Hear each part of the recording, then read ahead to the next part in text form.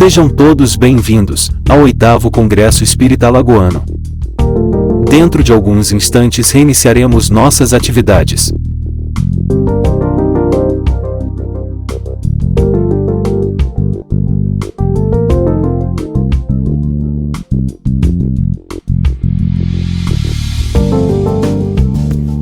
O 8º Congresso Espírita Alagoano, tendo como tema central a família. Sejam todos bem-vindos. Segundo bloco, sábado pela manhã. Parte 1.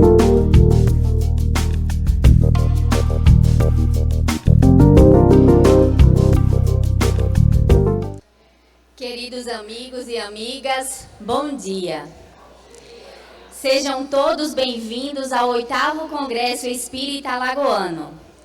O nosso evento tem o patrocínio do Ritz Lagoa da Anta, Ritz Suítes, MCZ Turismo, Lá São Domingos, Fraternidade Espírita Joana de Ângeles e apoio da Federação Espírita Brasileira.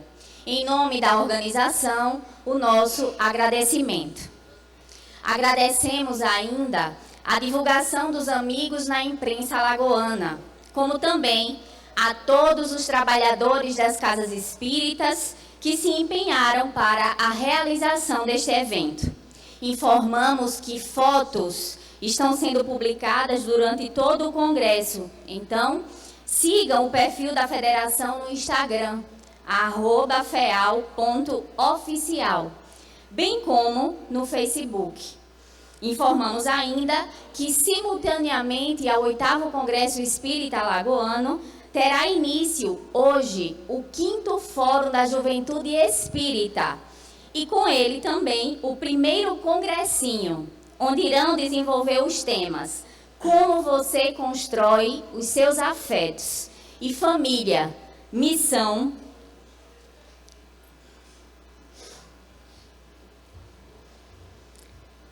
Solicitamos a todos que mantenham os celulares no modo silencioso e informamos que neste evento a Livraria Espírita Joana de Ângeles está aberta, bem como o estande da livraria da Federação Espírita do Estado de Alagoas e que está com preços especiais durante todo o congresso.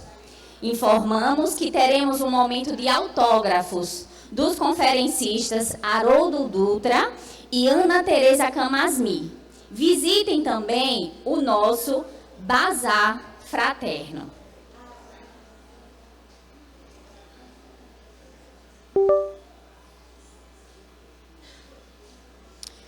Convidamos para coordenar os trabalhos Jade Neves, coordenadora de integração federativa e vice-presidente da Federação Espírita do Estado de Alagoas.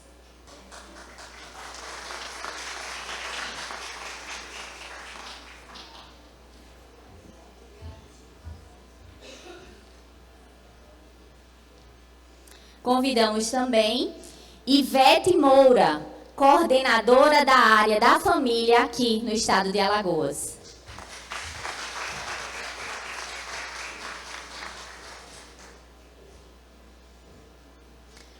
Bem como convidamos Jorge Elahá, conferencista do nosso 8º Congresso Espírita Alagoano.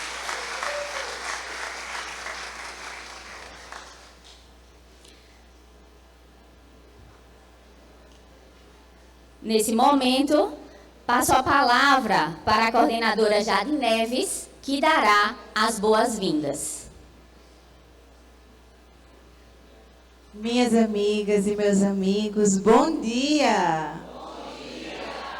Quero mais ânimo, gente. Segundo e último dia do nosso 8º Congresso Espírita Alagoano. Bom dia, família espírita! Bom dia! Que alegria podermos estar aqui reunidos para mais um dia de trabalho. Hoje, em especial, os nossos corações em festa. A Federação Espírita do Estado de Alagoas em grande júbilo, porque além do 8º Congresso Espírita Alagoanos, estamos também reunindo os jovens, para o 5º Fórum da Juventude Espírita de Alagoas e reunindo as nossas crianças para o 1º Congressinho Espírita Alagoano. Isso nos toca profundamente o coração, porque nós lembramos o lema da campanha permanente de evangelização espírita, que esse ano completa seus 46 anos. Criança, jovem, precisam de direção ao bem.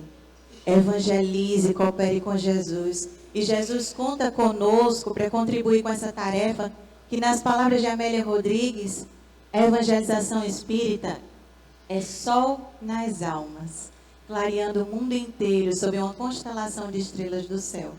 Então é uma alegria enorme podermos hoje estar aqui com a família inteira para falar de Jesus, porque família evangelizada é família feliz. E nós queremos registrar as presenças de algumas pessoas muito especiais também, que se deslocaram de regiões um pouco mais distantes para se fazer presentes conosco. Registramos a presença de José Queiroz, da Paraíba, que é coordenador estadual da área de comunicação. Registramos a presença de Marco Lima, coordenador nacional da área da arte. Mari Lourdes Queiroz, coordenadora da Comissão Regional Nordeste da área da família, lá da Paraíba. Alain Marques, do Maranhão, que é coordenador adjunto do CFN na área da família. Registramos também a presença de Railza França, coordenadora da área da família no estado da Bahia, e Ivaíta Souza, que está quase chegando. Tiveram vários empecilhos, mas ela está a caminho. É coordenadora da área da família lá do estado do Rio Grande do Norte. Então, a família espírita do Movimento Espírita Nacional aqui reunidas. É uma alegria imensa que nós possamos aproveitar o nosso dia de hoje para que seja de muito aprendizado e grandes reflexões. Muito obrigada.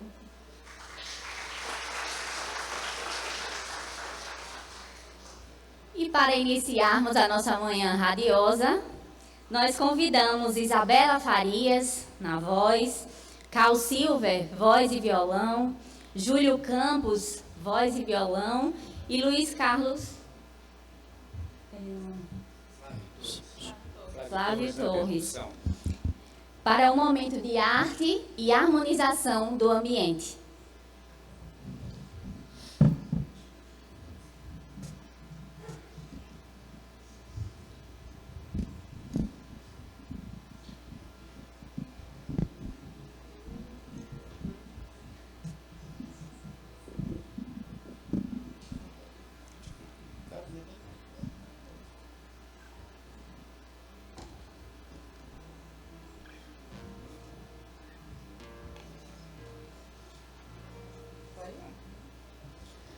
A gente já tinha começado uma banda com quem chegou mais cedo aqui, não foi?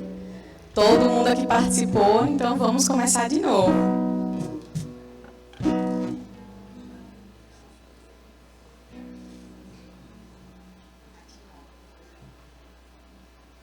E a música é Cativar, que todo mundo conhece. Trabalhar para Cristo é um momento alegre, então que a gente se divirta. Só um instantinho que a gente parou de tocar, o ar-condicionado mexe com essas cordas, já afinou tudo.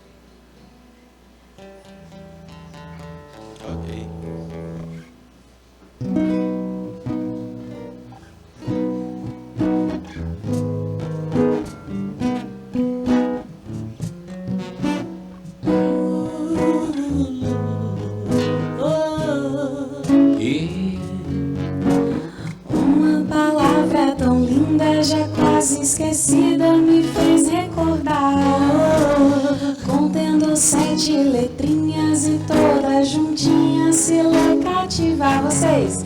Cativar é amar, é tão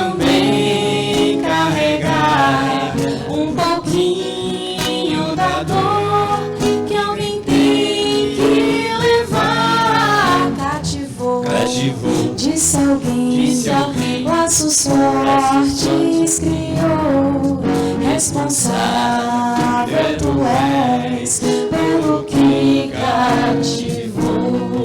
Num deserto tão só, entre homens de bem, vou tentar cativar, viver perto de alguém. Vou tentar cativar, viver perto de alguém.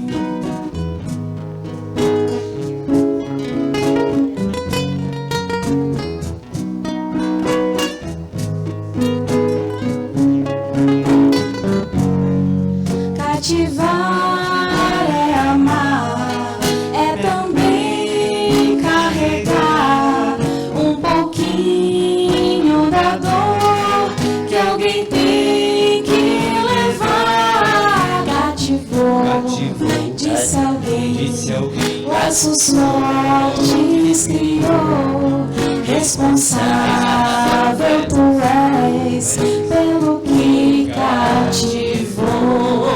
No deserto que ao sol, entre homens de bem, vou tentar cativar, viver perto de alguém. Vou tentar cativar, viver perto de alguém. Graças a Deus. Obrigado.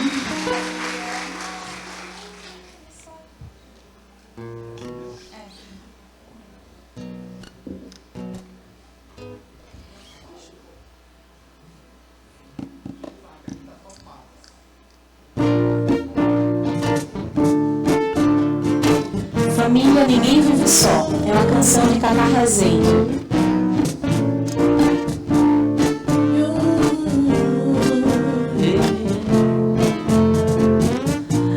Um mundo pequeno onde se encontra o amor, o calor, o valor de viver com alguém. Alicerce seguro, mola mestra da vida. É doar, é lutar, é querer sempre o bem. Família é amor, ninguém vive só. Então faça melhor. Família é amor, ninguém vive só. Então vamos juntos fazer melhor. Então vamos juntos fazer melhor. Então vamos juntos fazer o melhor. Um mundo pequeno onde se encontra o amor, o calor, o valor de viver com alguém. Alicerce seguro, mola mestra da vida. Doar é lutar, é querer sempre o bem. Família é amor, ninguém vive só. Então faça o melhor. Família é amor, ninguém vive só. Então vamos juntos fazer o melhor. Então vamos juntos fazer o melhor. Fazer o melhor. Então vamos juntos fazer o melhor. Aqui, obrigado. Obrigado.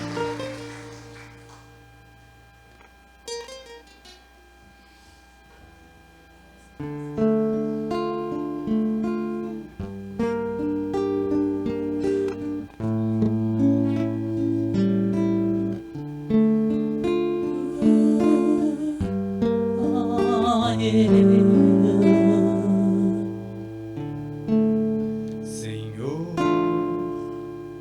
fazei-me instrumento de vossa paz. Onde houver ódio, que eu leve o amor.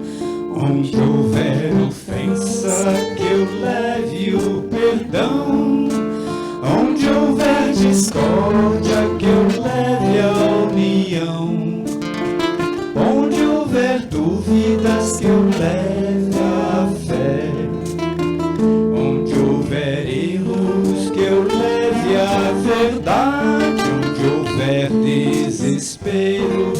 eu leve a esperança.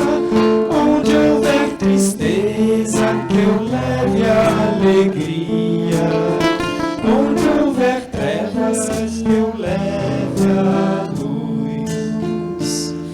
Ó Mestre, fazei que eu procure mais consolar que ser consolado, compreender que ser compreendido, amar que ser amado, pois é dando que se recebe, e é perdoando que se é perdoado, e é morrendo que se vive para a vida eterna.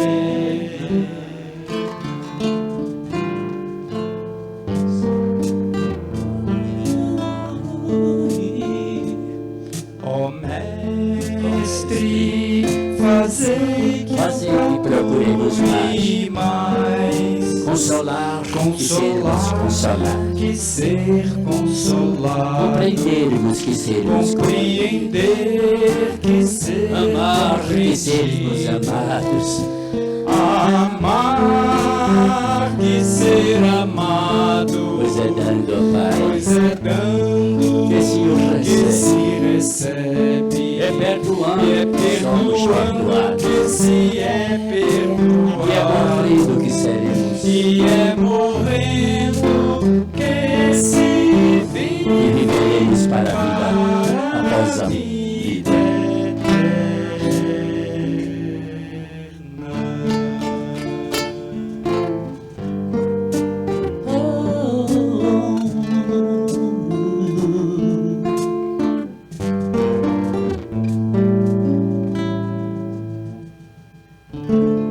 Amai-vos e instruí-vos.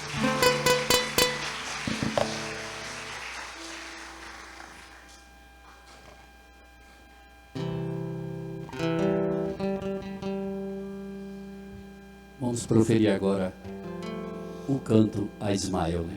Tinha que sair, né?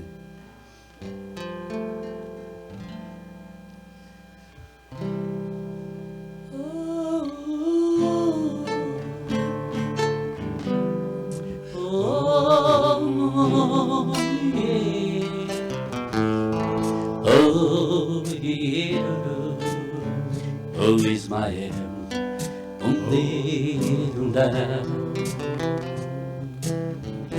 das paragens prateadas, nós ouvimos teu chamar, convocando nosso povo a grande missão levar. Quero avisar agora vocês agora. Oh Ismael, guardião do nosso Brasil, ilumina teu rebanho, fortalece a nossa fé. Oh Ismael, oh grande Ismael, guardião do nosso Brasil, ilumina o teu rebanho, fortalece a nossa fé. Venerável mensageiro do Evangelho de Jesus, abençoa a nossa pátria, esse celeiro de muita luz,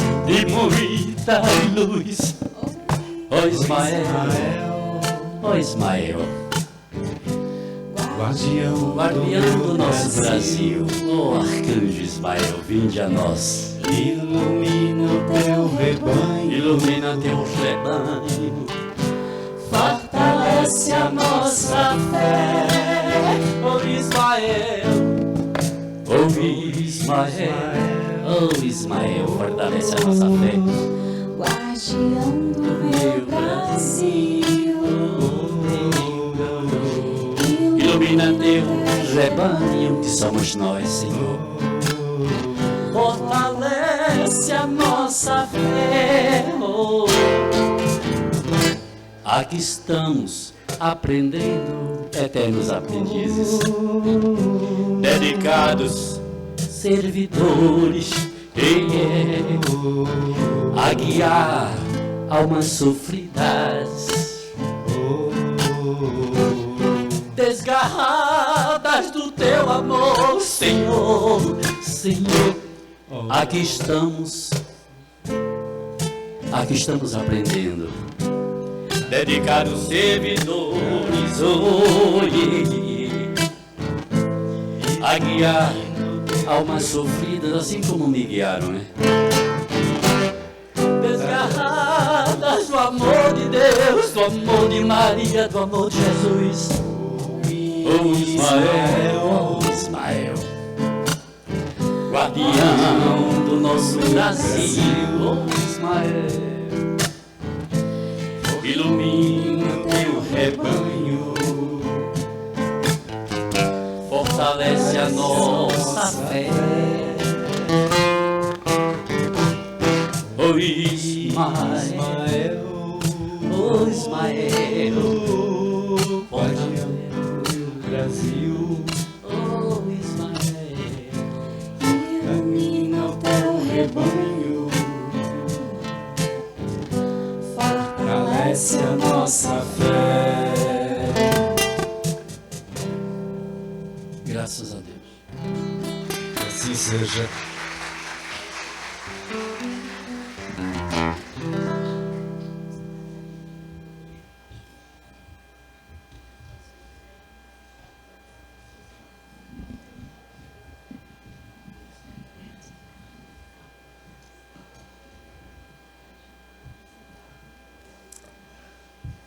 Nós agradecemos aos músicos por esse momento, por abrilhantarem o nosso evento. E nesse momento, nós passamos a palavra a Ivete Moura, para que a mesma possa fazer a nossa prece de abertura.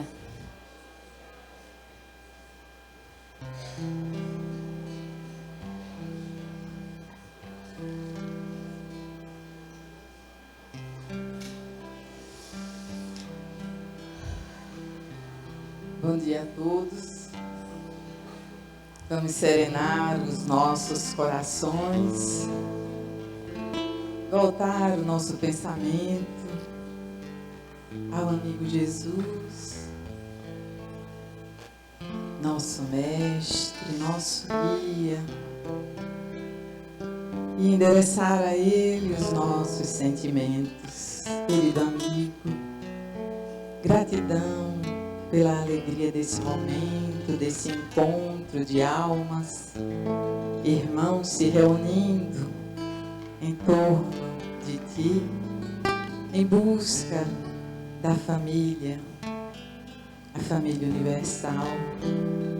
Tu que nos mostrasse, Senhor, o Pai que nos reúne, que nos congrega e que nos convida dia a dia a avançarmos.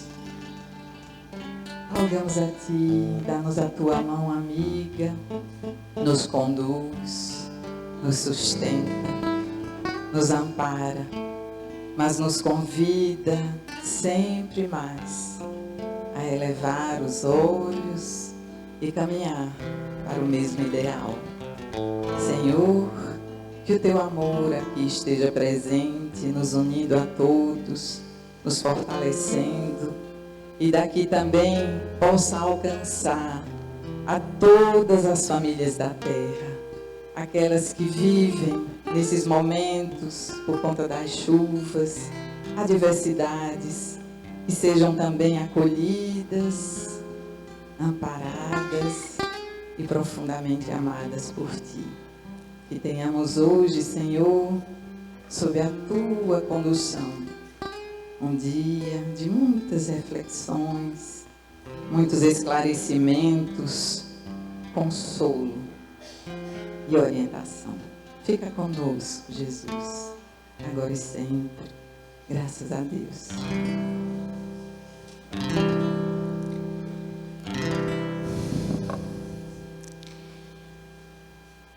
E é com alegria que iniciamos as atividades deste sábado. Lembrando que o tema central do nosso 8º Congresso Espírita é a família. E nesse momento, nós vamos iniciar a conferência Quem é minha mãe? Quem são meus irmãos?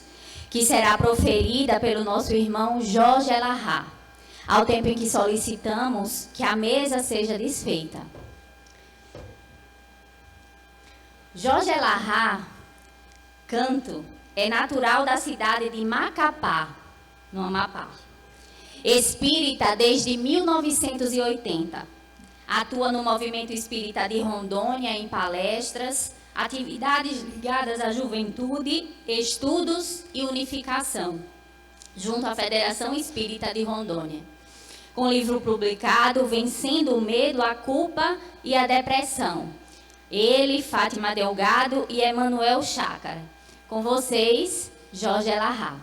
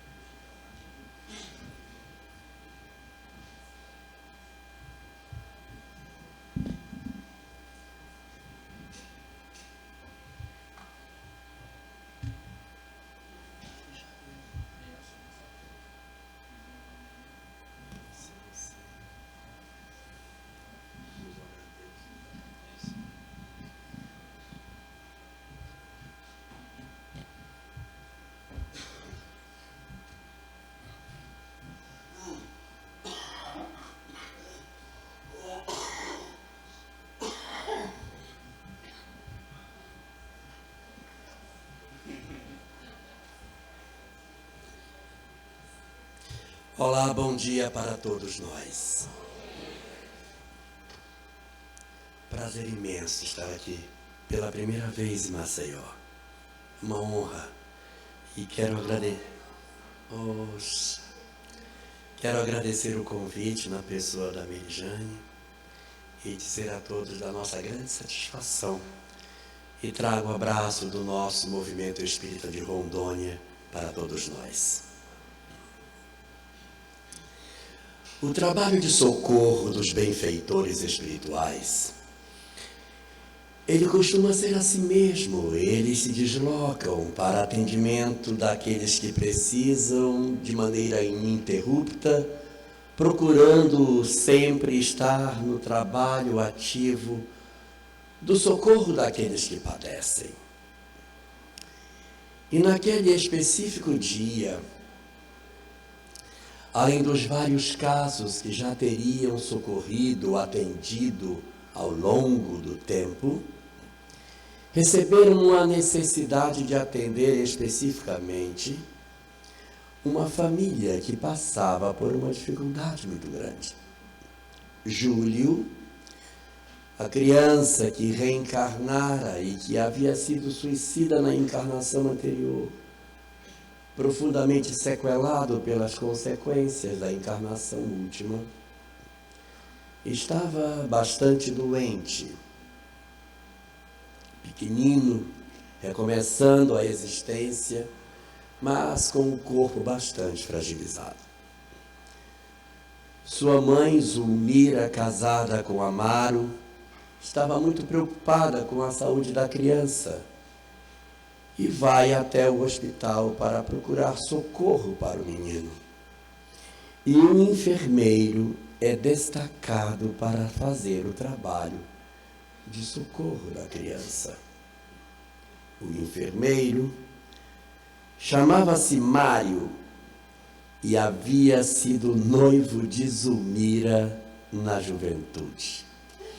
Então eles haviam sido noivos, haviam namorado, o casamento não havia se concretizado. Zulmira havia casado com Amaro, deixando Mário para trás. Ele tinha uma mágoa de Zulmira muito grande.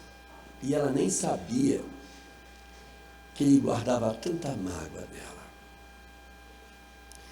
Então, diante da perspectiva dele ser destacado para ser o enfermeiro, para cuidar da criança, ele tomou a pior das decisões que um profissional de saúde poderia tomar no cuidado do seu paciente. Ele misturou as questões pessoais com as questões profissionais. Ao invés de oferecer remédio, ele estava aplicando medicamentos que estavam cada vez mais piorando a condição da criança e que ela estava indo progressivamente na direção do óbito. Os mentores receberam a notícia de que era preciso fazer alguma coisa e, após a orientação do grupo, o mentor reúne o grupo de assistentes que o acompanhavam e entre eles estava um em particular, chamado Hilário. Eles vão para o trabalho. Chegam na casa e encontram o garoto bastante debilitado, a mãe muito aflita, e eles começam a aplicar passes no menino para tentar melhorar a condição dele. O pai, aflito, a mãe, angustiada, o menino doente, os mentores fazendo tudo o que deveria ser, Hilário atuando no socorro junto com os benfeitores, todo mundo agindo com um grande êxito no trabalho de socorro de Júlio, quando batem na porta. E quando vão abrir, quem era?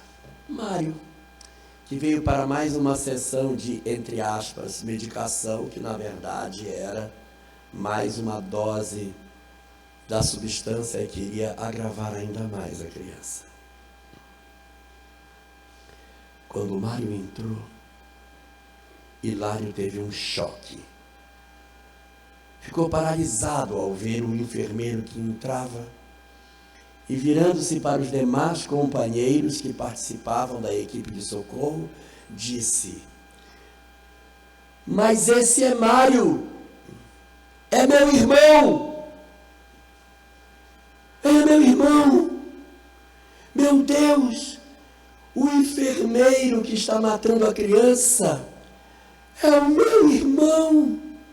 E os mentores recolheram Hilário, que ficou totalmente transtornado ao perceber que ele estava no mundo espiritual, atuando num trabalho de socorro, e o irmão biológico dele, ainda encarnado, era o autor da ação danosa contra Júlio.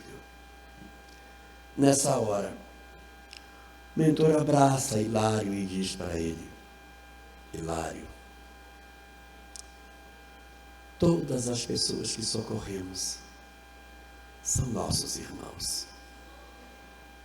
Todos são nossos irmãos.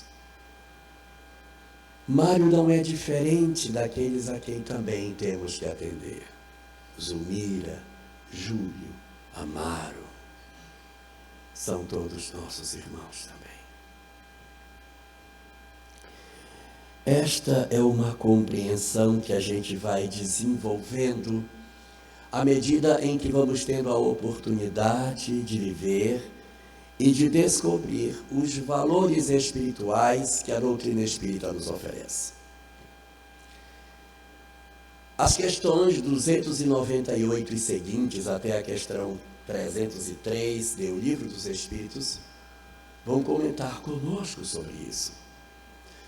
Vão nos dizer que as almas são criadas absolutamente distintas umas das outras, sem qualquer tipo de vinculação. Nós não somos criados aos cachos. Esse é o cacho dos Pereira, esse vai ser o Cacho dos Oliveira.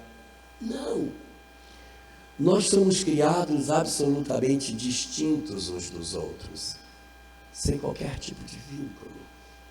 Mas a experiência humana, ela vai nos oferecendo, na medida em que o tempo vai passando, uma compreensão mais dilatada do sentido da internecessidade das criaturas.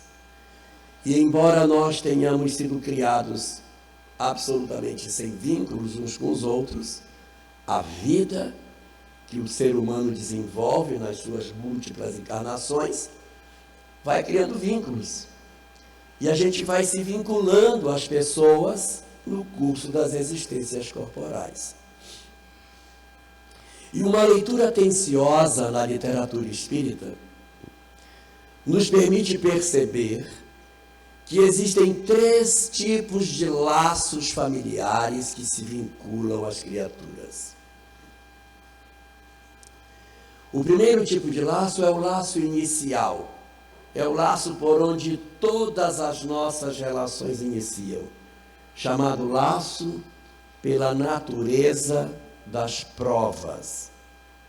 O laço pela natureza das provas é o laço que une espíritos estranhos entre si, mas que possuem uma prova semelhante.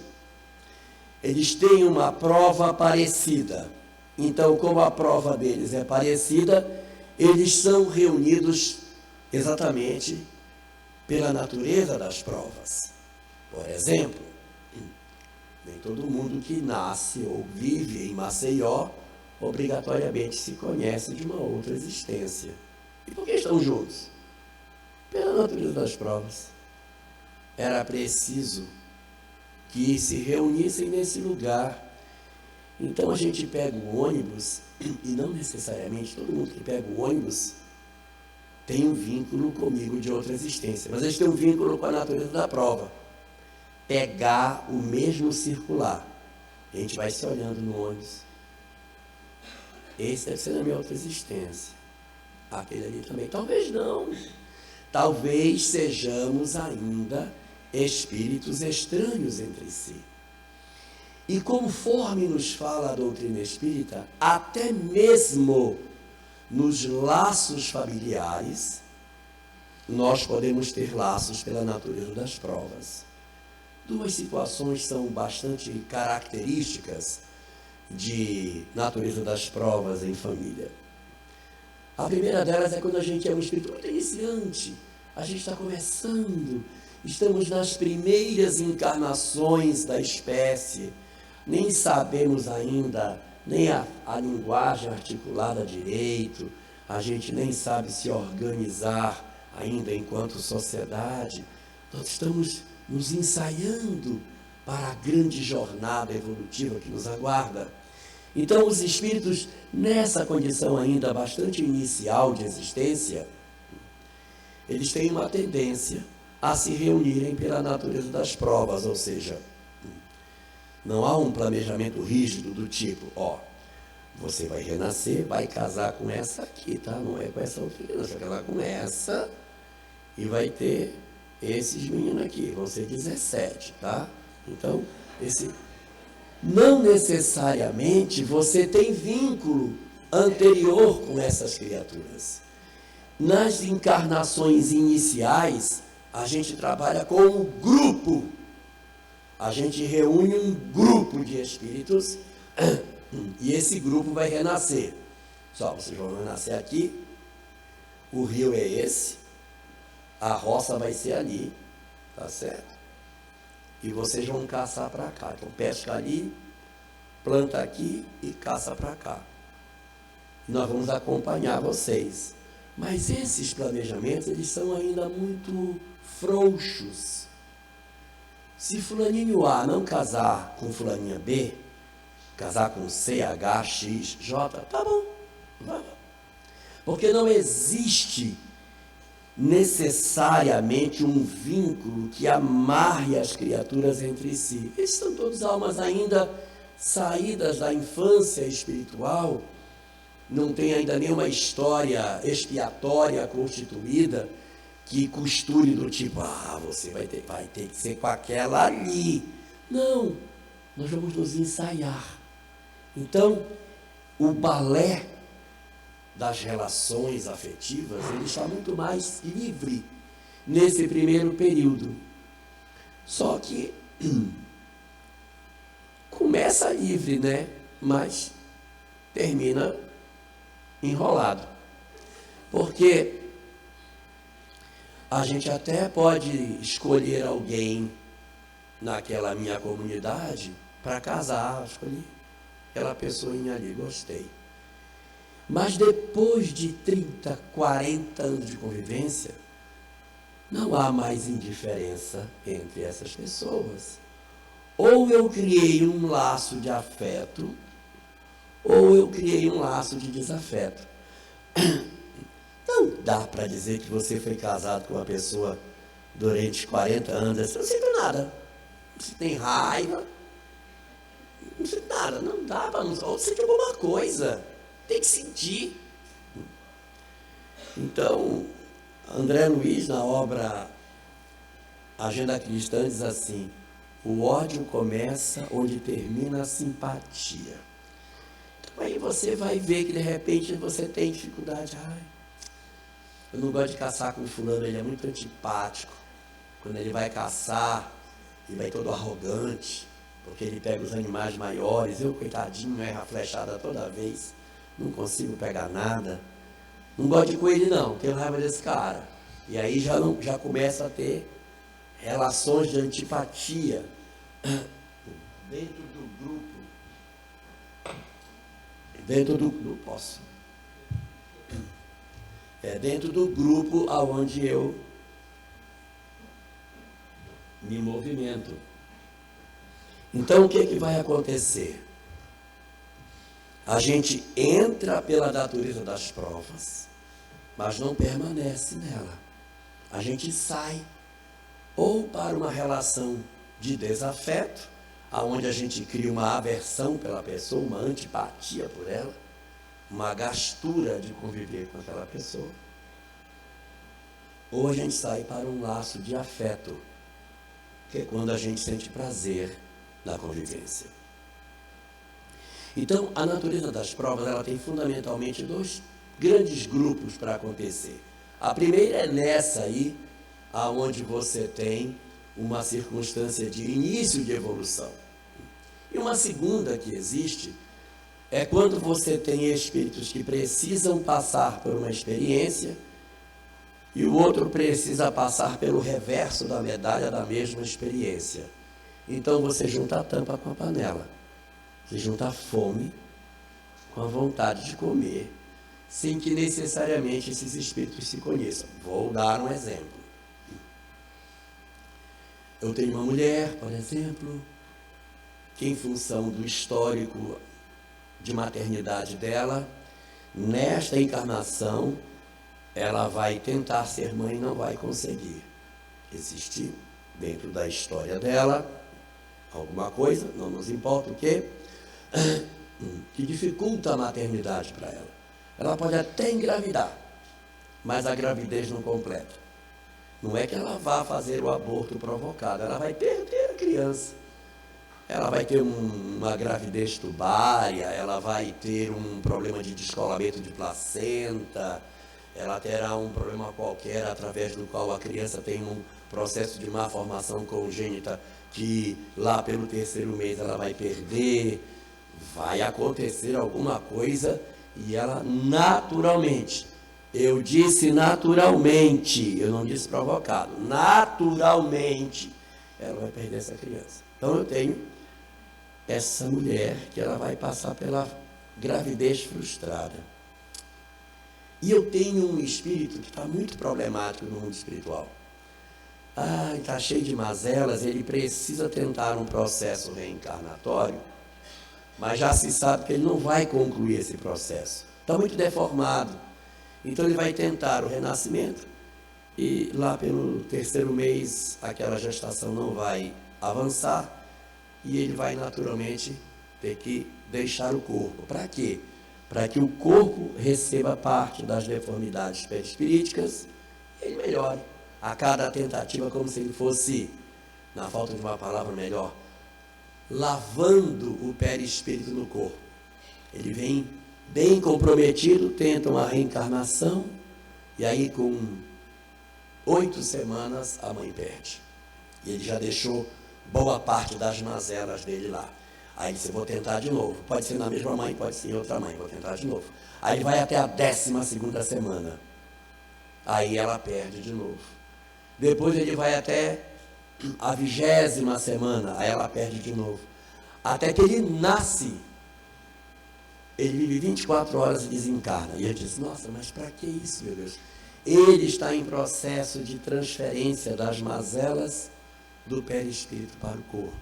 E assim vai transferindo as suas energias, e quando a gente vê uma criança que nasce, às vezes com algumas sequelas físicas, ou até mesmo mentais, a gente diz, mas qual é o sentido que tem tudo isso? Na verdade, isso faz parte de um grande mecanismo de recuperação dos espíritos que está sendo feito através da reencarnação. Então, a natureza das provas é isso. É você pegar espíritos que são aparentemente estranhos entre si e você reúne. Só que depois de uma convivência, ou vira laço de afeto, ou vira laço de desafeto. O que vai acontecer com os laços de afeto? Laços de afeto vão fazer parte da nossa família espiritual. Então, a tendência é que aqueles que nós amamos se tornem próximos de nós cada vez mais. Então, a tendência é que quem faz parte da minha família espiritual renasce no nosso lar. Nosso lar, que eu estou dizendo, renasce na nossa casa. Renasce conosco. Só que a família espiritual é muito grande. À medida que o tempo vai passando, cada encarnação tem mais primo, mais tio, mais irmão, mais pai. E aí a família vai crescendo. E não bastasse isso, eu tenho amigos também que começam a fazer parte da família espiritual. A família espiritual não é só quem tem laço de sangue.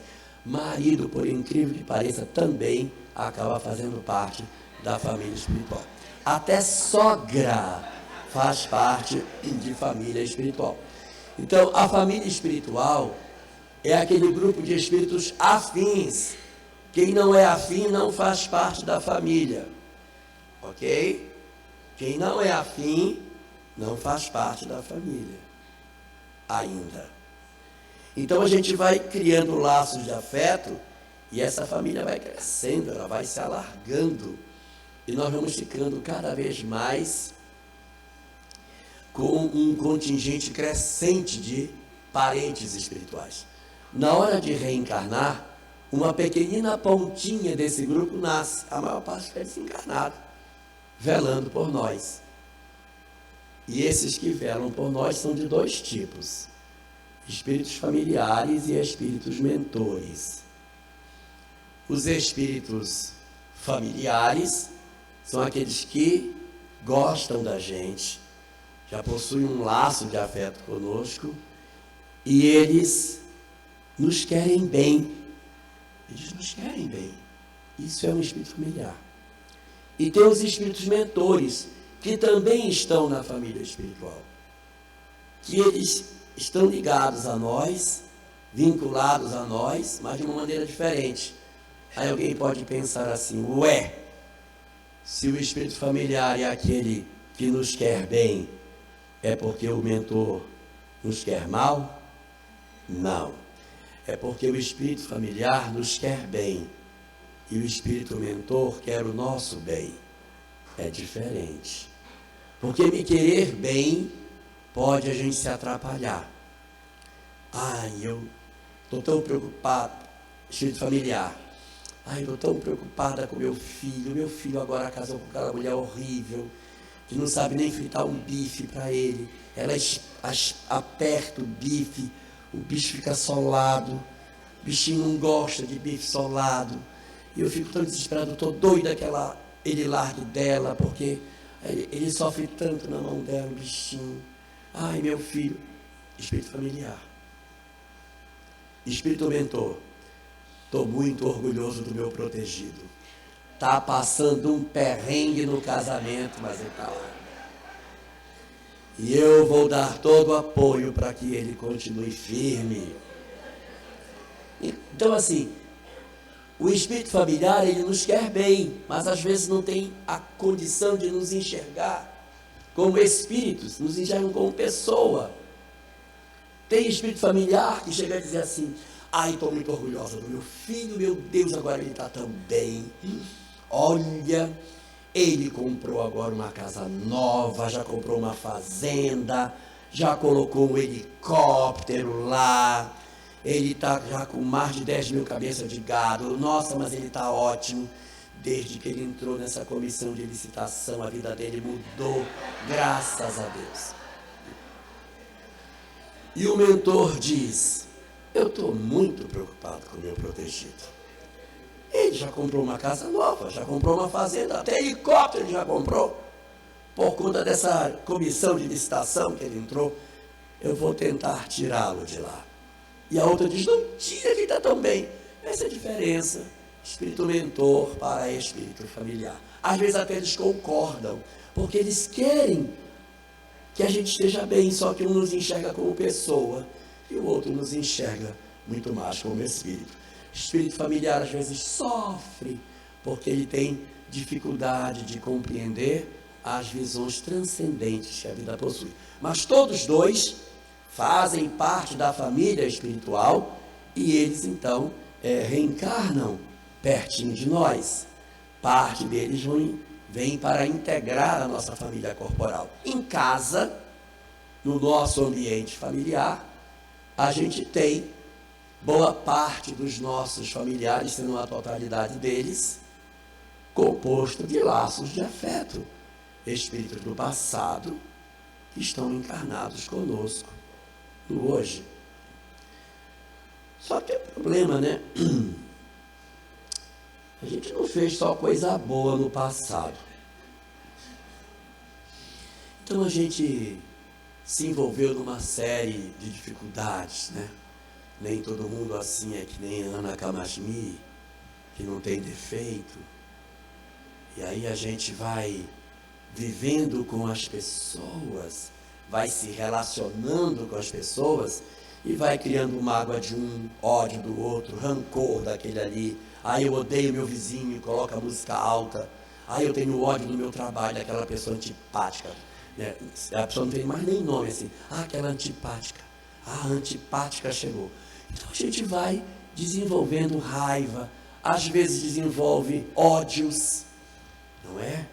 Você desenvolve ódios porque você teve uma partilha de bens, o pai desencarnou, chegou na hora da partilha, os irmãos descobriram que não se amavam tanto, e aí começa uma briga terrível e desenvolve ódios, que a gente vai precisar resolver. Então essas questões que ficaram em aberto, eu estou falando do vizinho que bota a música alta, isso é pouco para justificar um renascimento dentro de casa, salvo se a gente criar com ele um conflito muito grande. Mas os ódios grandes, eles podem atrair essas entidades para virem para próximo de nós. E por que isso acontece? Porque nós precisamos amar para ser felizes.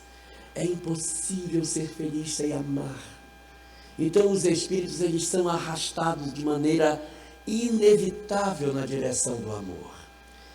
Então quando a gente chega no mundo espiritual, que a gente diz, mas fulano, eu tenho ódio dele pelo que ele fez comigo, olha o que ele fez. Aí depois de um tempo assim, mas eu não posso odiar fulano, porque senão eu vou ficar mal. Eu estou sofrendo aqui por conta do ódio que eu tenho dele. Então eu preciso resolver isso. E aí a gente vai, às vezes procura essa pessoa no mundo espiritual, pede desculpa, há um perdão recíproco. E as pessoas então dizem, olha, eu acho que a gente podia até voltar com o irmão. Aí o mentor, você tem certeza?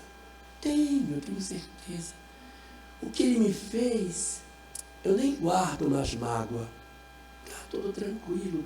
E do meu sócio também, menos ainda. Meu sócio, eu tive muita raiva dele, mas agora eu não tenho mais. E era só uma bobagem. Por quê? Só porque o meu sócio me roubou. Roubou minha mulher e meus filhos. Me deixou na miséria. Conseguiu uma certidão de que eu era louco, me jogou no manicômio. Mas eu não tenho. Isso é uma bobagem. Está tudo tranquilo, está resolvido. Já nem odeio mais. Aí vai nascer como irmão. E por que a gente renasce? Porque o mundo espiritual não garante a nós a compreensão verdadeira de quem somos. Porque olhando para a vida imortal, vendo a lei de causa e efeito na minha frente, eu posso me iludir com relação ao que eu sou, ao que eu sinto. E eu posso achar que eu já perdoei quem de fato eu não perdoei. Então a gente precisa renascer, porque o renascimento permite o parcial esquecimento do passado. E na retomada nossa, em termos de história, com aqueles que dividem conosco a existência, a gente tem a chance de se resolver. Então, as nossas famílias são como se fosse uma bisteca, né? Tem um pedacinho de osso, tem um pedacinho de carne. Então tem um pedacinho que é de laços de desafeto e tem outro pedacinho que é os de laços de afeto. Temos que ter uma bisteca com a carne assim grande, agora chama tibone, não é mais bisteca. O pessoal mais novo chama tibone, mas é bisteca. Então tem um pedaço assim de carne grande, tem um pedacinho de osso, só aquelas famílias muito harmônicas que tem lá pouquinha gente, complicadinha. E tem outros que recebem aquela bisteca, que tem aquele pedação de osso, pedacinho de carne, que a gente tem que saborear bem saboreadinho, que ele já vai acabar. Então, às vezes a gente traz muito conflito no passado, a gente traz muitas questões mal resolvidas. Então, aporta no lar uma quantidade grande de pessoas com dificuldade do passado para constituir a família do hoje. Então, a gente tem laços de afeto, laços de desafeto e tem uma terceira situação. É porque em casa também pode ter, pela natureza das provas também. Eu posso ter espíritos que estão em casa pela natureza das provas. E antes que alguém fique assim preocupado para querer saber, ai meu Deus, eu queria tanto saber o meu. Quem é meu laço de afeto, pelo amor de Deus? Ah, eu quero saber quem é meu laço de desafeto. Não estou com vontade de saber, mas quer saber para quê? Porque veja, para quem é meu laço de afeto, qual é o sentimento do meu coração que eu tenho que dar para quem já é meu afeto? Que sentimento? Amor. Para quem é meu laço de desafeto, que sentimento eu preciso dar para resolver esse problema? Amor. E para quem é pela natureza das provas, que sentimento eu devo dar para resolver? Posso. Atenção, atenção, notícia de utilidade pública. Existem 2 carros fechando outro carro na saída. A placa do primeiro, isso é QTT ou QTI? QTT 6778, é um carro preto. Como os carros são tudo parecidos, hoje não dá para saber qual é a marca. É QTT 6778. E o outro é RDO 4B24, é um carro branco. Eles estão ao lado da escola. Fechando a saída dos outros. Assim também a gente fecha as nossas saídas quando a gente não consegue amar as pessoas. O laço de desafeto é para a gente dar amor também. É para isso. E aquele que é da natureza das provas, para não criar confusão, a gente dá amor também. Então, gente, se o remedinho que você vai usar é o mesmo independente da doença, não precisa saber a doença. Toma o remédio. Então, em casa, você vai entregar amor para todos. Porque quem for laço de afeto está contemplado. Quem for laço de desafeto está contemplado. E quem for pela natureza das provas também. Imagine se eu vou pegar o conhecimento espiritual para usar de maneira errada. Diz assim, bem, agora que eu entendi que tem laço de afeto e desafeto, eu acho que com a minha mãe é laço de desafeto. Por isso que eu tinha raiva dela. Então agora eu vou ter mais ainda. que agora eu descobri que deve ter uma razão, não lembro, mas deve ter. Sabe como é que chama isso? O nome disso é burrice espiritual. Que é você aprender doutrina espírita para usar contra você. É usar contra. Eu aprendi, pois agora eu vou dar o troco. Não é para fazer isso. É para a gente usar o conhecimento para resolver efetivamente os dramas familiares que a gente tem. E a gente precisa resolver. Por quê? Porque os laços de afeto, eles já estão pacificados e eles compõem a nossa família espiritual, está tranquilo. Mas os laços de desafeto, lamento dizer, mas vai ter que virar laço de afeto. Eu sei que dói. Não, ele não é. Vai ter que virar laço de afeto. A gente vai ter que desenvolver a capacidade de perdoar. Senão a gente se enrola com a lei. E embora esteja faltando só 10 minutos para eu terminar, eu quero dizer as 6 consequências que acontecem quando a gente não perdoa. É rápido. São 6 consequências para quem não perdoa. Consequência número 1, ficar doente fisicamente. Nem vou perder tempo. Todo mundo já sabe o que é. Fica doente fisicamente. Palpitação, etc. Segundo, fica doente emocionalmente. Fica amargo, antipático, chato. Pessoas que não perdoam ficam falando daquilo o tempo todo. É porque teu pai. Então, a pessoa tem 20 anos. Aquela parede onde ela botou a rede já está preta, de tanto ela chutar a parede com ódio. Do outro que já casou, já tem até neto, e a pessoa ainda continua. Eu me lembro do que ele me fez. Então a pessoa fica amarga. A vizinha traz a filha que vai casar e diz assim: olha, dona Maria, minha filha vai casar essa semana, olha o vestido dela, como é que tá. E a menina toda vestida. Aí dona Maria diz: oh, minha filha, você vai sofrer tanto. Então você vê, a gente fica sequelado emocionalmente, fica amargo. E a consequência disso é que ninguém quer conviver com quem é amargo. A tendência é ficar sozinho. Terceira consequência, a gente fica sequelado emocionalmente. Então, não só psicologicamente, mas fica também sequelado da seguinte maneira: eu passo tanto tempo vivendo no passado do que o outro me fez, que eu não vivo o presente. O dia que o outro me fez mal já tem mais de 1000 dias, 1000 horas. De tanto que eu lembro. Todo dia eu tiro uma hora para lembrar: olha o que ele me fez. Aí ele disse isso, aí eu peguei e disse aquilo para ele, ele pegou e fez assim. E eu fico vivendo o dia que já acabou. E o dia de hoje eu não vivo. E o dia de hoje eu não vivo. O dia de hoje eu não vivo. Como eu não vivo o dia de hoje, a gente não vê filho crescer, neto crescer, quando vê, menina, tu tá grande, hein? Claro, todo no passado, o tempo todo de costas. Então, essa é uma terceira grave consequência. Quarta, a gente adoece espiritualmente. Ganha umas companhias espirituais, que eu nem vou detalhar. Mas é processo obsessivo, perturbação, uma série de dramas de cunho espiritual. Aí tem a quinta. A quinta já é na outra existência. É esse sujeito que você não perdoou renascer pertinho de você na próxima. Você ter um grupo familiar que tem uma pessoa que é seu inimigo do passado é muito ruim.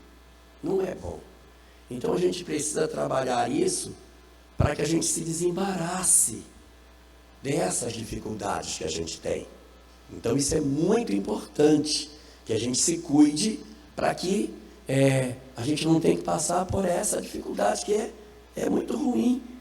Você tem um lar aqui e uma pessoa que te implica, que te dificulta e que vai exigir de você esforço, muito esforço. Mas eu disse que eram 6, né? E eu só falei 5. Falei 5, falta uma. Mas o que pode ser pior do que você ter um inimigo na sua casa, gente? Pois tem. É você ir para a casa dele. Porque a gente sempre quer que o inimigo venha morar na minha família com os meus afetos. Por que não mas você mora na dele. Então, pior do que você ter um inimigo na sua casa, é você ser o que foi para a casa do outro, Ana Teresa. Porque os outros lhe são estranhos, ainda tem, todo mundo estranho, ainda tem um inimigo. Olha que beleza. Então a gente precisa resolver, porque não tem jeito. O único antídoto para o processo da dificuldade no lar é o perdão. O perdão é uma necessidade imperiosa da lei. Ele não é uma opção, ele é uma necessidade. Eu preciso perdoar as pessoas. Perdoar não é esquecer. Não é esquecer. É você poder voltar naquela história que aconteceu, analisar o que se deu e procurar trabalhar para não se emocionar mais com aquilo que aconteceu no passado. É você conseguir digerir a coisa e entender que o outro é uma pessoa doente. Diz assim, tenho muita mágoa da minha mãe. Não, entenda que sua mãe foi uma pessoa que vem com adoecimento. Não se ressignificar sua mãe como uma pessoa frágil também, vai ficar mais fácil. Então, na medida em que a gente vai fazendo esse mecanismo de perdão, as nossas famílias espirituais, elas vão crescendo, elas vão se desenvolvendo. E a tendência é que, à medida que a gente evolua, a nossa família espiritual vai ficando maior, porque eu vou fazendo mais laços de afeto e eu vou virando os laços de desafeto em laços de afeto. Aquele negócio vai crescendo. Aí vai crescendo, vai se desenvolvendo, e à medida que a gente vai passando, aí você de repente encarna, o Haroldo passa a ser seu parente, e aí você junta o Haroldo com você, aí a família espiritual dele junta com a sua. Deu para entender? Aí vai juntando. Aí, olha, eu tenho os meus, eu também tenho os meus, olha que... Aí você... O amigo do meu amigo é meu amigo, né? Então a gente vai se juntando, e essas ilhas de famílias espirituais, elas vão se conectando e vai criando um espaço cada vez maior. Imagina os espíritos que já estão bem mais na frente, o tamanho da família espiritual deles. Quantas almas eles já tiveram a chance de conviver, quantos amores eles já possuem, quantos desafetos eles já transformaram em amores ao longo do tempo. Se os espíritos superiores estão assim, imagine Jesus. De que tamanho é a família espiritual dele? É imensa, incontável. A quantidade de almas que ele já conseguiu trazer para próximo do seu coração na condição efetiva de laços de afeto. E tem uma passagem no Evangelho que diz assim, que as pessoas chegam e comentam: mestre, tua mãe e teus irmãos estão lá fora. E aí ele pergunta: quem é meu pai? Quem é minha mãe? Quem são meus irmãos? São todos aqueles que fazem a vontade de Deus, querendo representar para nós que quando a gente alarga o nosso olhar sobre as coisas, nós começamos a ter uma visão muito transcendente do que seja ser afeto, seja pessoa desse tipo. Se quiser fazer um teste, você assiste o jornal. Quando aparecia assim, deu uma enchente, aí você, meu Deus, onde foi isso? Você foi lá na China, aí, graças a Deus foi na China. Então, você ainda não chegou lá. Aí, mas onde foi? Foi milagres, aqui do, meu Deus, aqui do lado não pode, na China pode. Então você vê até onde vai a extensão da nossa percepção de família espiritual. Se nós tivermos essa capacidade de desenvolver esses sentimentos, então nós vamos ver todas as pessoas como irmãos. E o nosso querido Hilário, da nossa história no começo, não ficaria tão assustado quando ele percebesse quem é que está fazendo. Porque ao invés de dizer, Mário é meu irmão, todos nós somos irmãos. E temos que nos ver dessa forma, porque somos uma grande família espiritual, justificando porque Jesus disse: meu pai, minha mãe e meus irmãos são todos aqueles que fazem a vontade de Deus. Muito obrigado.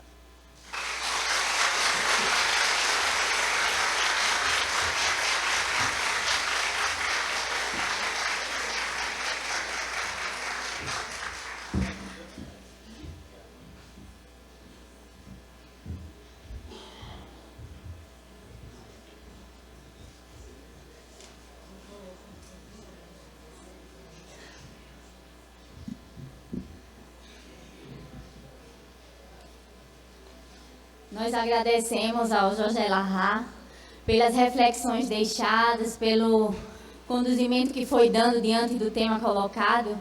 E nesse momento, nós informamos que o estande da nossa livraria, da Federação Espírita, aqui do estado de Alagoas, se encontram com diversos títulos de obras espíritas, que se todos puderem lá fazer uma visita. E dentre essas obras, nós temos aqui Palavras para a Alma, de Ana Teresa Camasmi, Despertar, o Segredo da Reforma Íntima, de Haroldo Dutra Dias, e O Verbo se Fez, parábola também do Haroldo, o Evangelho de João, e Interpretando e Comentando, ambos de Haroldo Dutra Dias. Divulgamos também que o Centro Espírita William Crookes, ele convida todos a compartilharem um chá da Nina. E é um evento beneficente e o que for arrecadado será revertido aos trabalhos assistenciais do Centro Espírita William Crookes. E terá participação artística de Mirtes Barradas, Cal Silva, Eduardo Henrique, Madalena Oliveira, Marcha Cossino e Luiz Carlos Ângelo. Ele vai acontecer no dia 23 de setembro, na Coberta de Flor, na Mangabeiras, no horário de 16h30.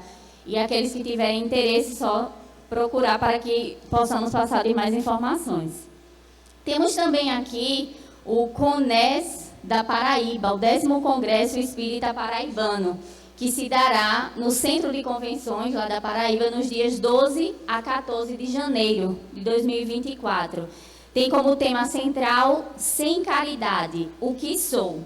E está com um valor promocional até 30 de junho, no valor de R$ 150. E eles informam também que aqueles que fizerem a inscrição hoje pelo site, a senha é Alagoas. Também o nosso Bazar Fraterno se encontra, se todos puderem lá também fazer uma visita. Lembramos aos amigos que preencham o nosso formulário de avaliação, porque se encontra no material entregue e ele é de suma importância para que nós possamos identificar, né, como os pontos que ali são inseridos e sempre na perspectiva da gente aprimorar cada vez mais. Haroldo Dutra estará autografando na entrada do casarão, no momento do intervalo. E nesse momento nós convidamos o Haroldo, que desenvolverá o tema Meus Filhos, eu lhes apresento Jesus. O Haroldo Dutra Dias é humanista, escritor e palestrante internacional, estudioso de temas importantes como filosofia, espiritualidade e literatura grega. É articulista e autor de diversas obras, tradutor da obra Novo Testamento, editada no Brasil pela Federação Espírita Brasileira, autor de livros O Evangelho de João, volume 1 e volume 2, Apocalipse, Estudando a Gênesis à Luz do Espiritismo, e volumes 1 e 2, entre outros. Então, nesse momento, com todos vocês, Haroldo Dutra Dias.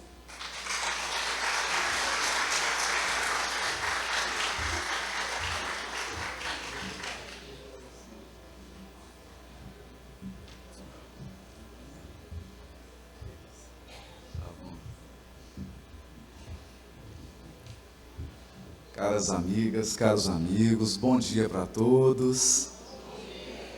Eu queria agradecer, na pessoa da Marijane, a Federação Espírita do Estado de Alagoas. Queria aproveitar também para agradecer na pessoa do nosso querido Jorge Godinho, a Federação Espírita Brasileira, aqui representada.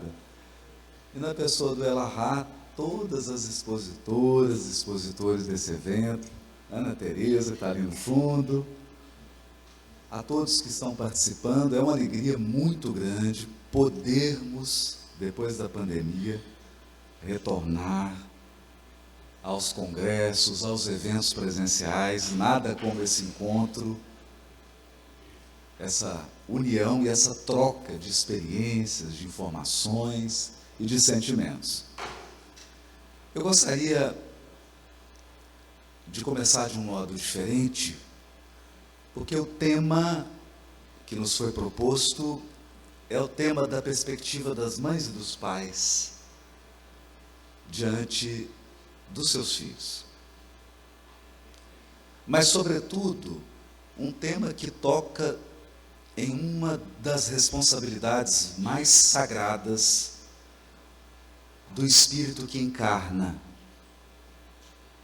que é o dever e a possibilidade de apresentar Jesus a esses seres queridos que a providência divina confiou. Confiou a nossa responsabilidade, a nossa experiência e, sobretudo, ao nosso amor para a recomposição dos seus destinos. Eu começo, então, com um poema de Adélia Prado, uma poetisa mineira. Escreveu um poema curto intitulado Ensinamento. E é um poema que fala da mãe dela.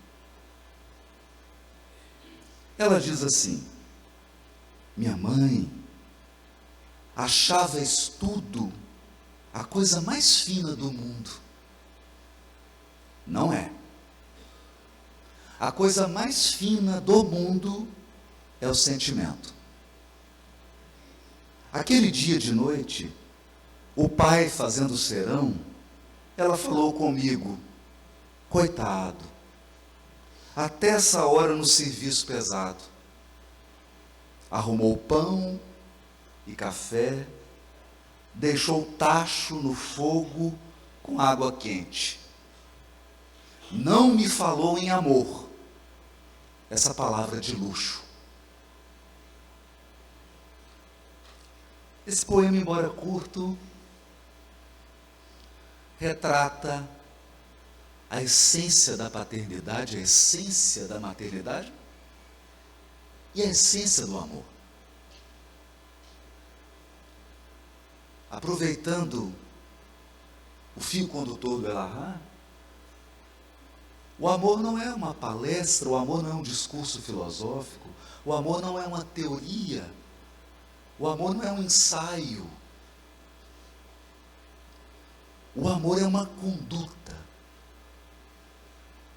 O amor é um modo de ser e de fazer. Isso nos lembra uma mensagem do Espírito Emmanuel, psicografada por Francisco Cândido Xavier. Está registrada no livro Religião dos Espíritos. O título da mensagem é: Se tiveres amor. Se tiveres amor, caminharás no mundo como alguém que transformou o próprio coração em chama divina a dissipar as trevas. Encontrarás nos caluniadores almas invigilantes que a peçonha do mal entenebreceu, e relevarás toda ofensa com que te martirizem as horas. Surpreenderás nos maus dizentes criaturas desprevenidas, que o veneno da crueldade enlouqueceu. E desculparás toda injúria com que te deprimam as esperanças. Observarás do onzenário a vítima da ambição desregrada. acariciando a ignomínia da usura em que atormenta a si próprio. E no viciado, o irmão que caiu voluntariamente na poça de fel em que arruína a si mesmo. Reconhecerás a ignorância em toda manifestação contrária à justiça, e descobrirás a miséria por fruto dessa mesma ignorância. Em toda a parte onde o sofrimento plasma o cárcere da delinquência, o deserto do desespero, o inferno da revolta ou o pântano da preguiça. Se tiveres amor, saberás assim cultivar o bem a cada instante, para vencer o mal a cada hora. E perceberás então como o Cristo fustigado na cruz. Então, perceberás então, da mesma maneira que o Cristo fustigado na cruz percebeu, que os teus mais acirrados perseguidores são apenas crianças de curto entendimento e de sensibilidade enfermiça, que é preciso compreender e ajudar, perdoar e servir sempre, para que a glória do amor puro, ainda mesmo nos suplícios da morte, nos erga o espírito imperecível à bênção da vida eterna. Isso nos faz lembrar uma tradição em torno de Francisco de Assis. Dizem as tradições que Francisco de Assis teria reunido seus irmãos de ordem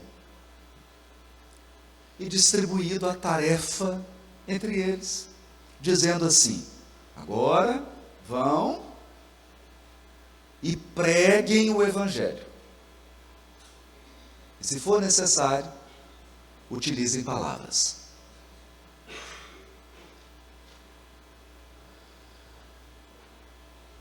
Quando nos voltamos para o lar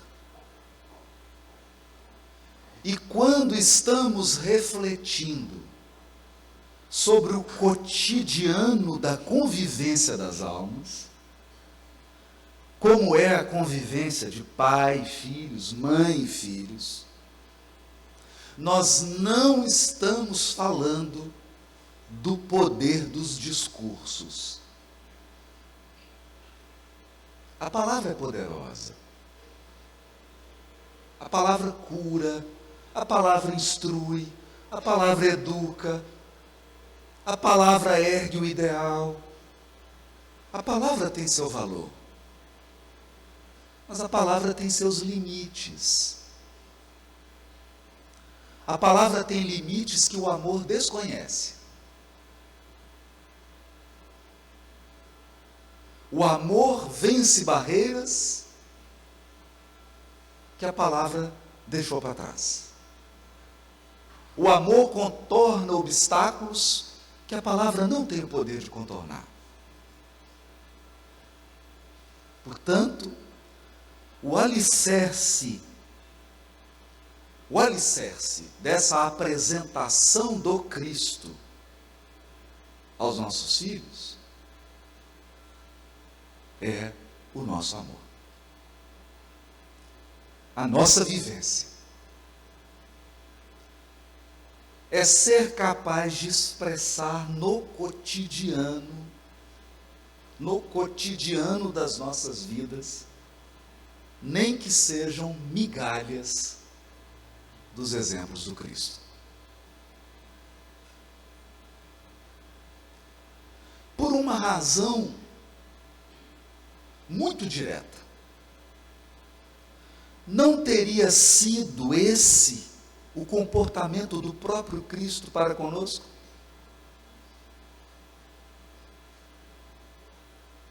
Não teria sido esse o modo de agir do nosso modelo e guia?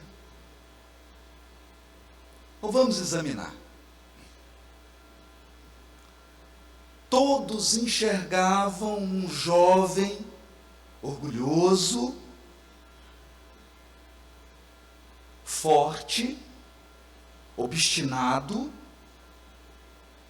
inteligente, um pouco fanático, e o chamavam de Saulo de Tarso. Todos enxergavam nesse jovem alguém que, em nome da crença, em nome dos valores religiosos, colocou o ser humano em segundo plano, a ponto de ser capaz de perseguir, a ponto de ser capaz de apedrejar, em nome de Deus.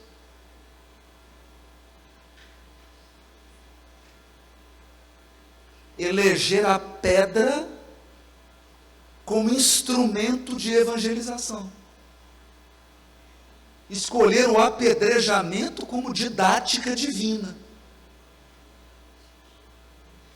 No entanto, o Cristo que ama não vê um perseguidor, enxerga um vaso escolhido.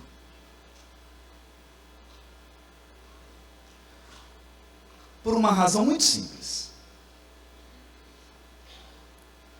Jesus não escolhe os capacitados, ele capacita os escolhidos.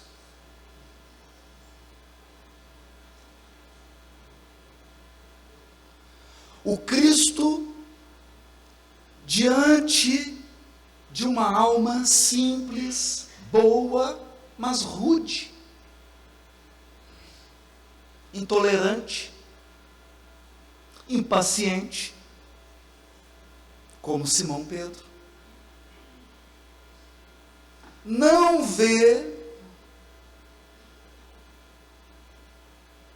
um pescador capaz de tirar uma espada no momento da crise da prisão do Cristo. E enxerga em Simão o líder do colégio apostólico. Escolhe Simão para depois prepará-lo.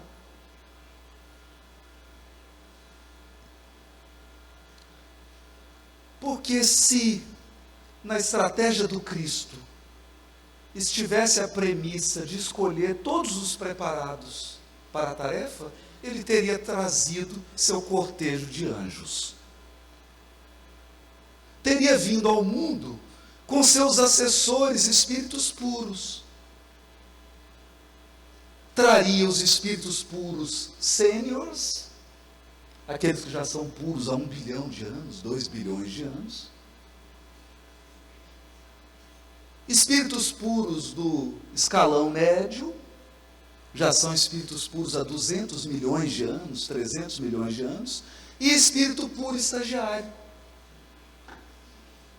que se tornou espírito puro há 5 mil anos, 10 mil anos. Por que escolheu seres humanos? Falíveis. Escolhe alguém fechado no ritual, inflexível com as tradições, preconceituoso, intolerante para com o erro,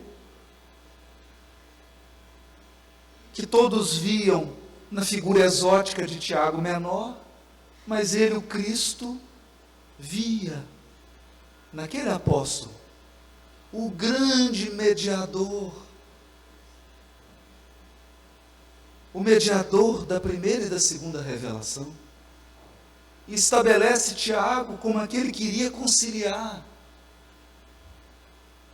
os corações dedicados da primeira revelação, aos novos corações agora dedicados à continuidade da tarefa, que é a segunda revelação. E Tiago Menor se torna o grande instrumento, a grande ponte, evitando que a igreja nascente fosse massacrada pelo preconceito religioso dos mais antigos.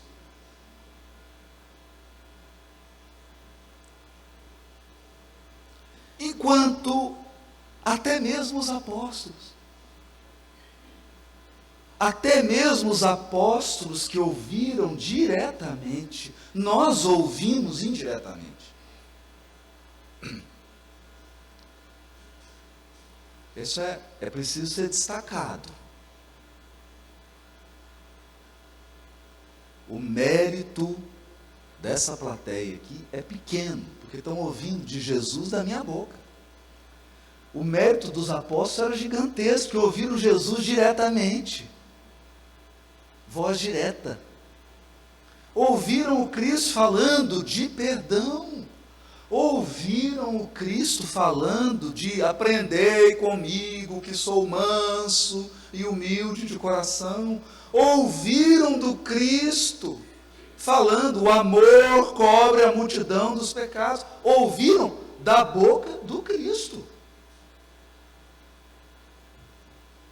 E, no entanto, o que fizeram com Maria de Magdala?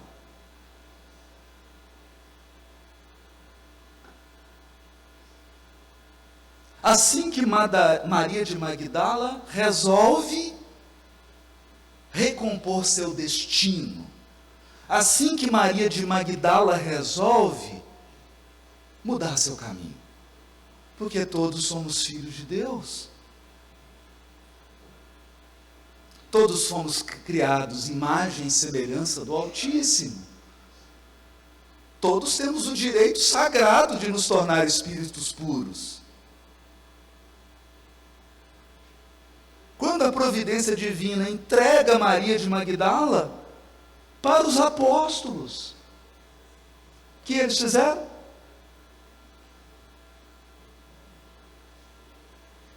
Sutilmente, com muita caridade, expulsaram ela para o Vale dos Leprosos. Com muita caridade, com muita sutileza, com bastante hermenêutica.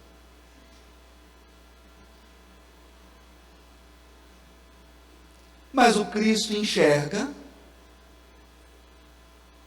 naquela irmã que havia se perdido nos labirintos do sentimento, nos labirintos do amor, do afeto, nos labirintos da autoestima ou da estima. Enxerga nela a detentora do direito de revelar ao mundo que o Cristo vive, que o túmulo não é capaz de apagar a luz da vida, de que o Cristo não é uma imagem nem um símbolo, Cristo é um Cristo vivo, vivo e operante, vivo e ativo, vivo e guia, vivo e mestre. Ela foi escolhida. E até mesmo Judas Iscariotes, que se equivocou, que acreditou que os fins justificam os meios. Judas Iscariotes, que acreditou que se você tiver apenas as boas intenções e estiver fazendo o que é certo, não importa como você faz, importa. Importa. quem segue o Cristo tem que se preocupar muito com como faz as coisas. Porque como você faz, apresenta o Cristo. O seu PowerPoint é como você faz. As pessoas estão vendo a sua apresentação. O que você faz, elas já sabem.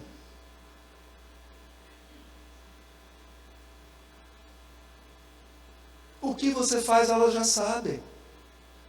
O mundo inteiro sabe o que um cristão faz, ou pelo menos deveria fazer. A pergunta é: como você faz? Eu me recordo de um congresso, aqui mesmo. No intervalo, conversava com o Divaldo, e ele me disse assim: meu filho, tem muita gente indo para o inferno pelo caminho do céu. Porque a pessoa está no caminho certo, mas está fazendo tudo errado. Né? Ou melhor, está no caminho certo, mas está fazendo da forma errada. Isso me remete a uma reunião mediúnica que me impactou há muitos e muitos anos atrás.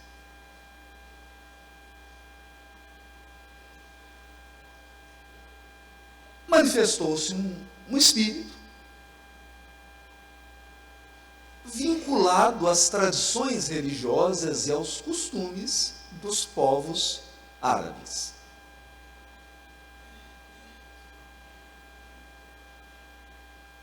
Naquele momento, eu não era o dialogador. Um outro amigo dialogava.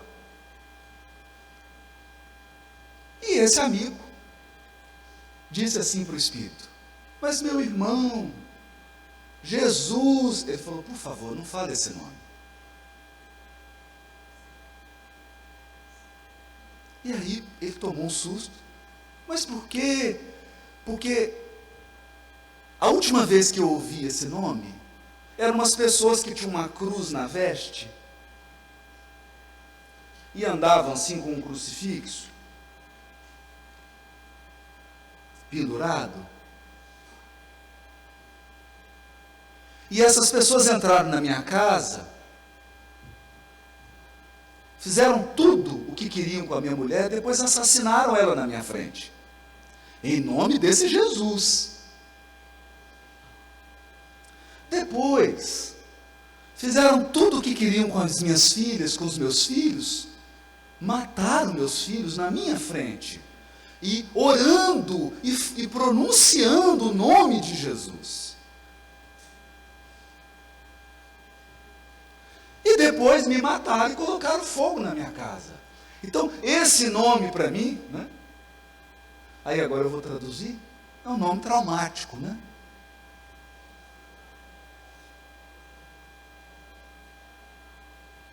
É esse o Jesus que nós vamos apresentar para os nossos filhos? Essa é a maneira de apresentar Jesus? Então eu comecei com o poema da Adélia Prado, porque ela disse o seguinte: a mãe, percebendo que o pai fazia serão, estava trabalhando ali até tarde,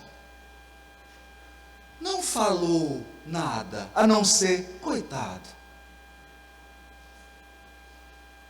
trabalhando duro até essa hora. E foi lá fazer o café, preparar o pão, colocar água quente no tacho, para tomar banho, né, porque não tinha chuveiro. E olha como que ela termina o poema de uma forma lírica e irônica. Não me falou em amor.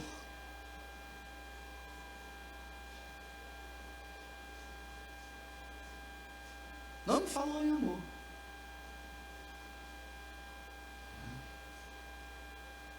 Essa palavra de luxo.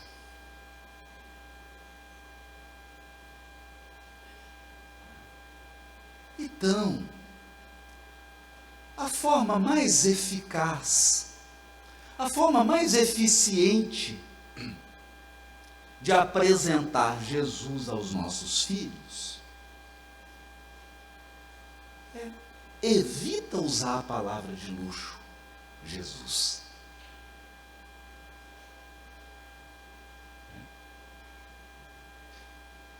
Eles vão nos observar. Eu acho que a coisa mais difícil para um pai e para uma mãe é entender que a única coisa que é criança no filho ou na filha é o corpo. O espírito não. A gente olha assim e fala: nossa, tão jovem, sabe de nada, inocente. Às vezes é um espírito mais velho que você. Né? E eu gosto de contar uma história. Eu levava meu filho todo dia, saía de um bairro difícil, não vou citar aqui para não ofender ninguém. E aquele trânsito, 7 horas ele entrava, tinha que sair 6, era uma luta. E já saía aquele trânsito, era 45, 50 minutos para chegar na escola dele. Aí chegava na escola, 15 minutos para descer, porque todos os carros de Belo Horizonte iam para a porta daquela escola.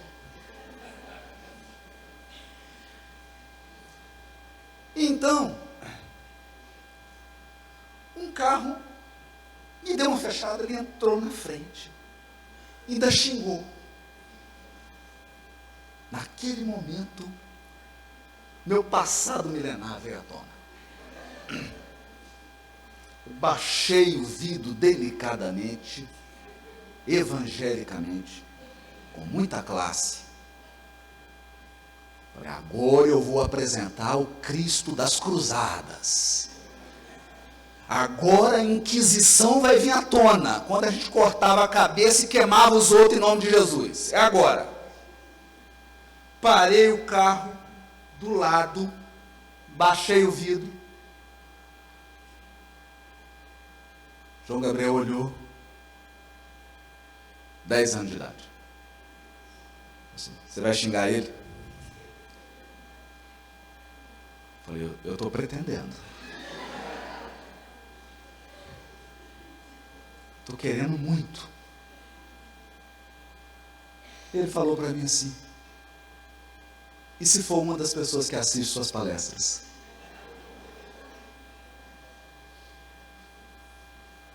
Me deu um gelo. Aí eu subi o vidro, para não correr o risco. Olhei para ele e falou: é, meu filho, se for alguém que assiste minhas palestras, eu estou desmoralizado. E não xinguei. Mas de onde ele tirou isso? E eu que imaginava. Gente, vocês acham que eu chego em casa falando assim: filho, papai faz palestra. Olha, eu vou te mostrar o roteiro do papai. Olha, tal. Não, nunca fiz isso. Eu nunca fiz isso. Mas ele estava observando. Ele estava observando o papai palestrante. O papai que fala de Jesus.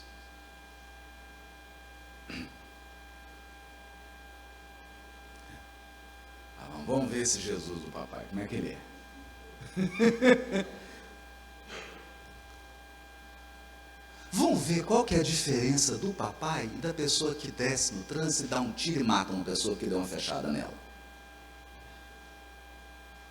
Qual que é a diferença? Vamos ver se esse Jesus do papai é só poesia do Parnaso de Além Túmulo ou se é verdade mesmo. É cotidiano. Será que esse Jesus do papai é só retórica?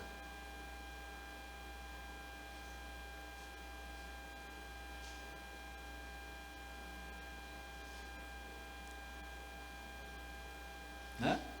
É só retórica? Aliás, não sei até que ponto isso é historicamente verdadeiro ou não, mas dizem que a Inquisição tinha um lema: misericórdia e paz. Imagina se fosse o contrário, né? Misericórdia e paz, matava e queimava todo mundo. Imagina se fosse outro lema.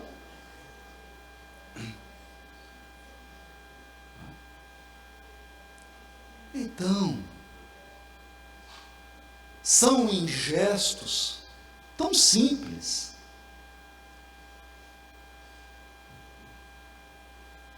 São em gestos tão simples. E veja, não tenho aqui a menor pretensão de fazer autobiografia, porque é claro que eu não vou citar aqui todos os maus exemplos que eu dei para o meu filho. Mas só para concretizar o pensamento, eu me lembro de um dia que ele encrespou com um colega de sala, lá saindo no tapa. Não deu nada, foi uma coisa leve. Mas ele chegou transtornado. 14 para 15 anos. Aquele período da vida que você está mais calmo, né? Os hormônios estão bem tranquilos, então você... É um período excelente, inclusive, para começar a meditação, oração, né? Então ele chegou falando assim: eu vou matar ele, pai. Eu vou matar. Ele achou que eu ia ter alguma reação. Meu Deus, vai matar. Cadê a evangelização? Fiquei claro. Fiquei assim uns 10 segundos em silêncio. Ele achou estranho.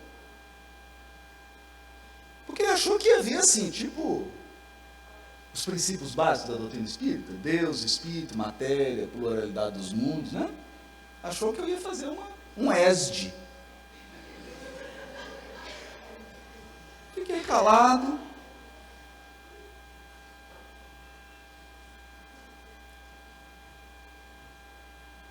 E lembrei aquilo, ela lá falando. Falei para ele: está querendo matar ele, filho? Está disposto a viver com ele como seu irmão na próxima?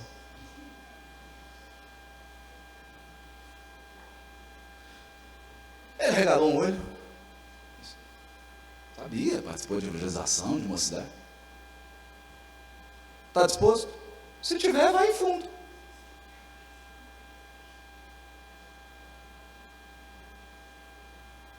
Aí ficou em silêncio.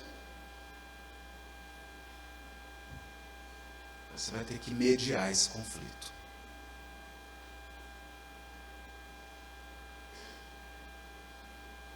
E sair. Que eu queria só deixar ele com a pulga atrás da orelha. Você vai ter que mediar esse conflito. Aí ficou. Deu 30 segundos, ele foi atrás de mim. E eu lá fazendo café. Como é que é esse negócio de mediar conflito?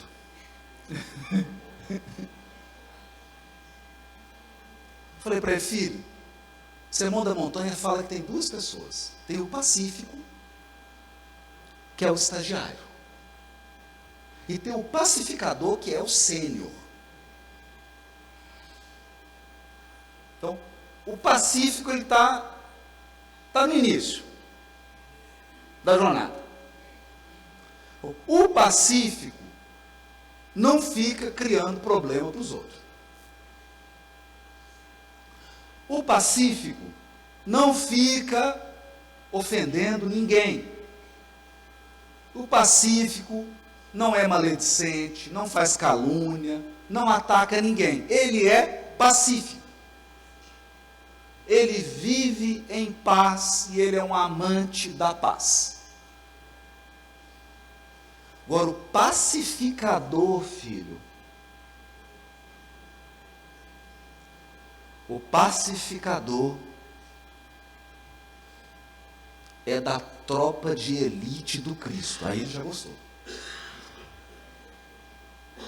Tropa de elite, Fred? Da tropa de elite do Cristo. Porque é o seguinte, filho, o pacificador é mandado para a guerra.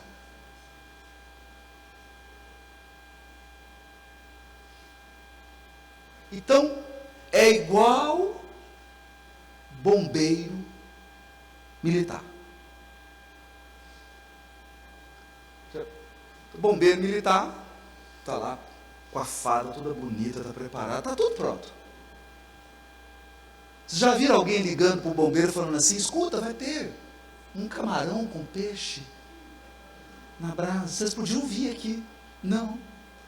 Quando alguém liga para o bombeiro e fala: está pegando fogo, alagou, tem carro boiando na orla de Maceió, não é assim? Aciona o bombeiro. Esse é o pacificador, filho.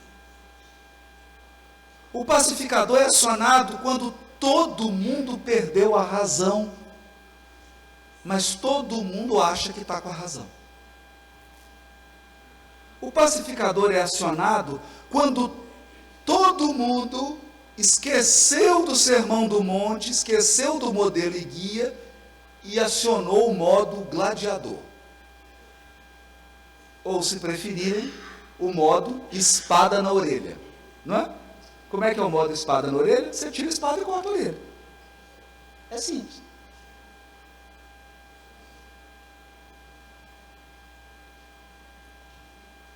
Então, quando o caos está instalado, o pacificador é enviado.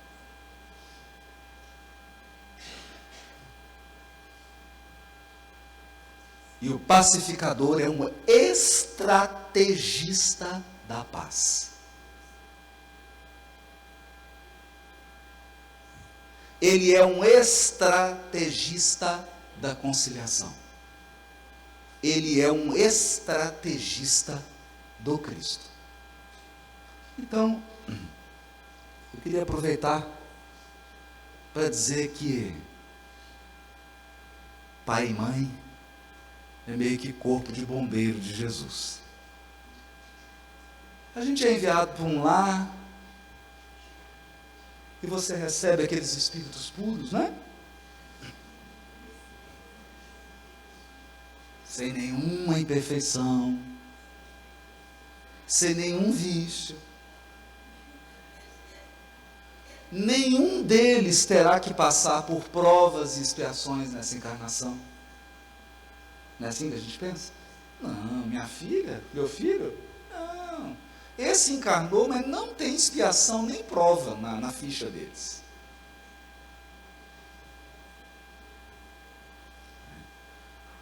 Então Cristo nos envia como esses pacificadores. E o modo de apresentá-los ao Cristo é, pelo menos, reunindo as migalhas da nossa exemplificação. Reúna pelo menos seus 5 pãezinhos, os seus peixes, de exemplo, de testemunho. O Cristo não está pedindo você trazer uma cesta cheia de pão, não, fica tranquilo. Traga apenas 5 pãezinhos e alguns peixes. E acredite, Ele vai multiplicar. Tuas migalhas de testemunho, tuas migalhas de exemplo. A sua vivência, a sua conduta, vai tocar o coração deles. Porque a coisa mais fina do mundo é o sentimento.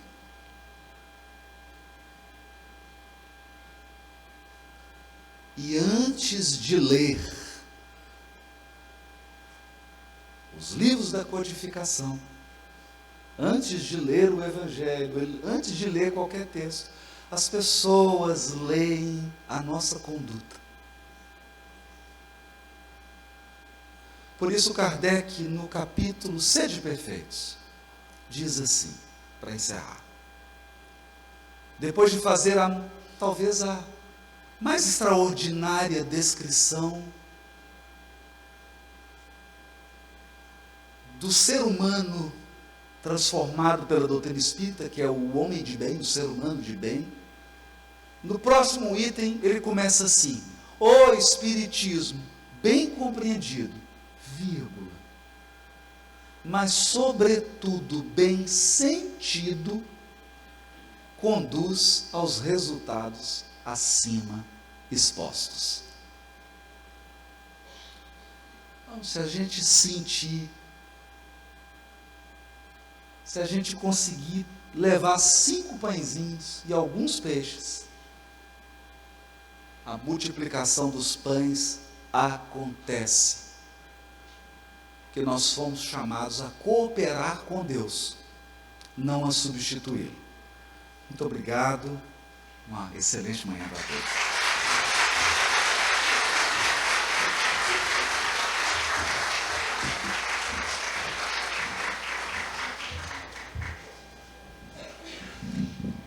Em nome da Federação Espírita do Estado de Alagoas, nós agradecemos ao Haroldo Dutra pelas edificantes reflexões e informamos que nesse momento, nós faremos um intervalo de 30 minutos. Lembrando que todos poderão adquirir livros no stand da Federação, que se encontra logo mais na sala ao lado, e também visitem o nosso bazar fraterno. Obrigada.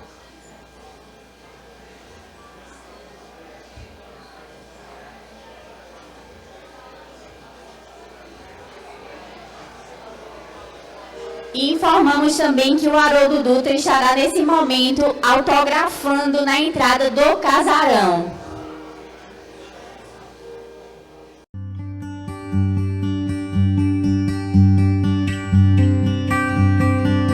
TV União Espírita de Maceió.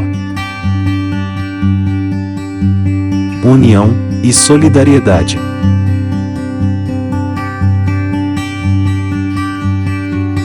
Aguardamos a todos em nossa próxima transmissão.